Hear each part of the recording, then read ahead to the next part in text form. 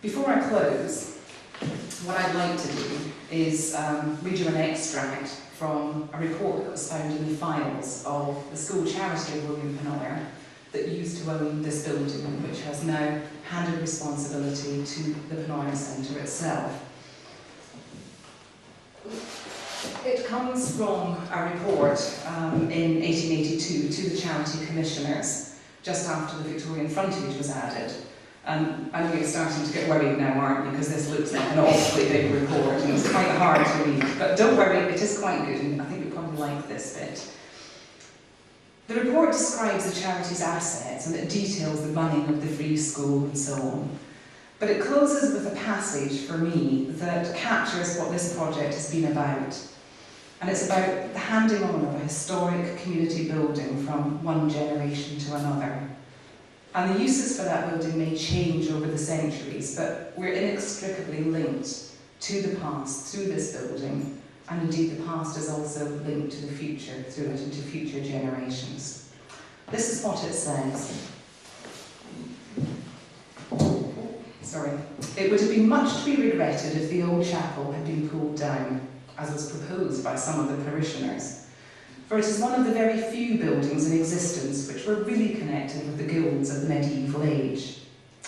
The danger has fortunately passed away, and future inhabitants of Fulham, as yet unborn, may look upon the old structure in the future as we have looked upon it in the past, and be reminded of the scenes in which the rude forefathers of the village were prominent actors in an age long passed away, but where, although their names are forgotten, their works still live.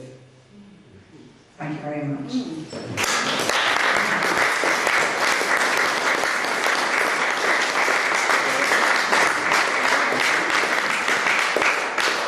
What I'd like to do now is to introduce Roy Swanston, who, as I've said, is the representative here from the Heritage Lottery Fund of the East of England. Thank you, Sheila. I'm really excited to be here today because this is one of my favourite Heritage Lottery Fund projects. I think this is an absolute stunning scheme, but it's more than just a stunning building scheme. It's a stunning project that sets out in every way what the Heritage Lottery Fund is about. It's a community project with community involvement. It's got an educational element. It's got an element that the village can use. It's the cafe. It's got the laptops and everything upstairs. It's really the kind of project that HLF loves to support. So it's wonderful to see it finished. I've been, as Sheila knows, here a number of times during its lifetime. And if you had told me when I first looked at this building that we were going to end up with this fabulous scheme, I think I might have laughed. Perhaps not, but I might have had a tear as well.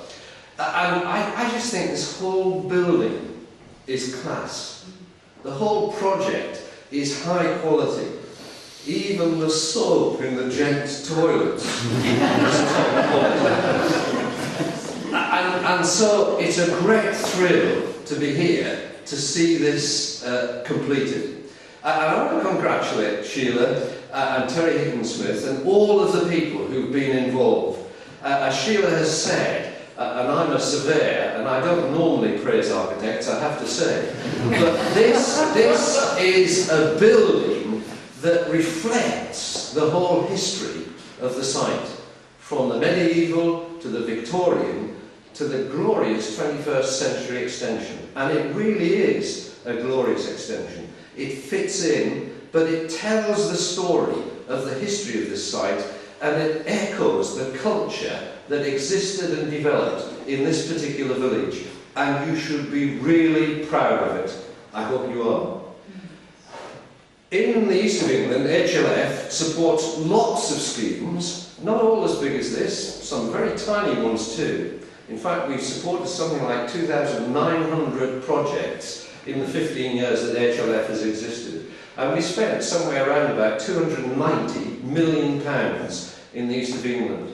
And I think we've managed to get in most of the schemes we develop real good value for money. This, to me, is excellent value for money, this scheme. It really is. But do remember that your pound on a Saturday still counts, because that's what made this happen. So congratulations to you all. Thank you so much for inviting me to come on this special day, and I'd now like to say a word of welcome to Lord McGregor.